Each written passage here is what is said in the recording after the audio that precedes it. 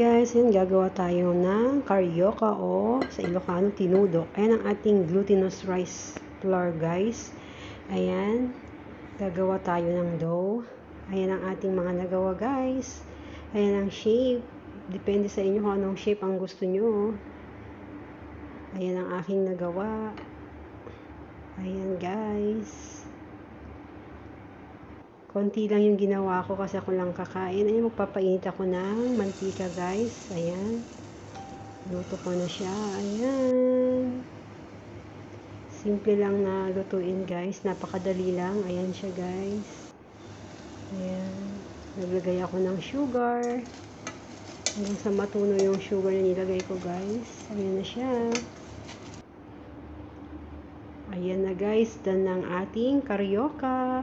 O sa Ilocano is tinudok. Ayan, masarap na merienda.